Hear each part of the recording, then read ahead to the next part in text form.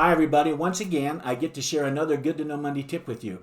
But before I do, I want to mention that there have been over 120 new subscribers join our Good to Know Monday tips group this past week. And so I want to say welcome to all of you. And for those of you who don't know, let me mention that you can go to my YouTube channel, Marty Braden at Living the Dream Coaching, where you can click on my playlist there and find all of my past Good to Know Monday tips that you can watch if you want to. There'll be ones like the power of the flicker, the 2 tools for creating better connections with people, friends, even our customers, and CT-FAR model for thought management and many other tips. But for today's video tip, I'm going to share with you a few principles about the law of identity and how it directs where you and I go in our lives. I'm grateful for these principles that confirm the truth that says beliefs, which are those things we have certainty about, they have great impact on our fundamental core view of ourselves. In other words, our identity. Even a single change in our beliefs can make a radical shift in our thoughts, emotions, and actions. For example, a change like the one I'm going to describe next can cause us to completely reverse our worldview and even dismantle our beliefs that were instilled or developed over a lifetime. You may be asking yourselves, what kind of change are you talking about, Coach B? What would cause us to abandon our core values and what we've held previous to us experiencing such a change? Well, my answer lies in understanding that any image we see ourselves as being with certainty will cause us to literally shift our past identity to the new image we now have of ourselves, especially when we begin to act in accordance with that new image. The impact that such strong beliefs have on us is seen in our thought process because it leads us to new conclusions that direct our lives. Remember the CT-FAR model? These beliefs of certainty are the very thing that generates our feelings and therefore our actions and the results we experience. There's one type of belief that's different from all the other levels of beliefs that we have, and it's the ultimate filter to our perceptions. This belief directly controls the consistency of our life's decisions. This type of belief are the beliefs that we have about our own identity. Such beliefs are beliefs about what we can or cannot do, what we consider possible or impossible. What we believe about ourselves with certainty is rarely a function of our true capability. It's more likely a function of our beliefs about who we are and what we think we can and cannot do. We not only identify ourselves by who we think we are, but by who we think we are not. Our sense of certainty about who we are creates the boundaries, limits, and rules within which we live and think. Remember the story of the fleas? They didn't escape this open jar because they had conditioned themselves to jump just below the lid. And so once the lid was taken off the jar, they still jumped just barely below where that lid had been. We're often like those fleas as far as our thinking about ourselves goes. The principles I've been talking about here leads to the law I'm grateful for. It's the law of identity, which says, identity has to do with the complex manner in which human beings establish a unique view of self, and it's characterized by continuity and inner unity of that view. It is therefore highly related to terms such as self, self-concept, self-values, personal beliefs, and personality development.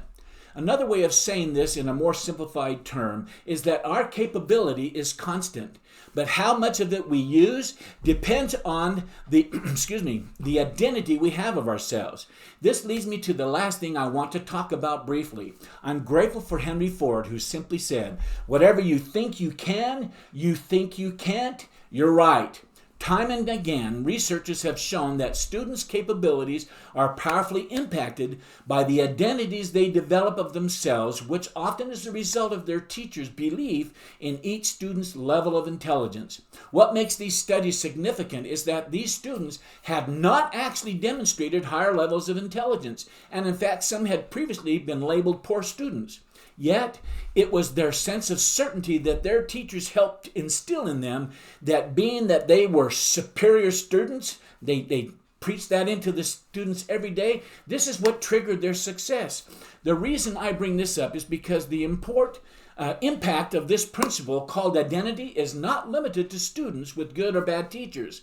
The kind of person other people perceive us to be, which we all seek validation from and who we are all wanting to gain allies from, controls their responses toward us. And yet, how they see us has nothing to do with our true character or potential. Another way of saying this is the power of association can be both good or bad. A mentor of mine told me years ago that the person we become is the result of the people we associate with and the books we read. If we hang around thieves long enough, for example, we will become a thief just like they are. My main point for today's tip is that we all have tremendous power to influence the identity of others, especially those we should care about most. I want you to know that I care deeply about those I coach, and I want them to be happy and successful. How I see them and how I talk to them as their coach comes from the belief of certainty that says they are absolutely capable of succeeding in their own business. And I want to do all I can to help them manifest that successful business into their world of the physical, period. So there you go. Now, before I let you go, let me take just a moment to ask you, if you're thinking about starting your own business, or you've been already starting on that process and you feel a need for a little bit of help, or you're not quite sure which steps to take, have you ever considered getting a coach to help you? This needs to be someone you can trust, someone who's been there and done that. Like I said last week, all of the top business owners I know, as well as most top athletes, have secured for themselves a coach or a mentor. The reason I'm asking is because that's what I do. I coach beginner entrepreneurs just like you on how to start and launch a business successfully. In fact, I'd be extremely honored to be your coach, even if it was just for 15 minutes on a phone call with you. In fact, if you look down in the description of this video, I put a link there that says 15-minute overview with Coach B. Go ahead and click on it and set up your free 15-minute coach call. I think you'll love it. It's my invitation to experience what it's like to take you to the next level in your business development, even if it's just a 15-minute quick phone call. There's absolutely nothing to lose. When you click on it, my calendar will open up so you can set the day and time to chat with me that's convenient for you. It will also ask you for your name and phone number to give that to me so I can call you to set up and make this coaching call. Okay, until next Monday, let me just wish you a thing that I do all the time because I believe with all my heart. I want to wish you continued success.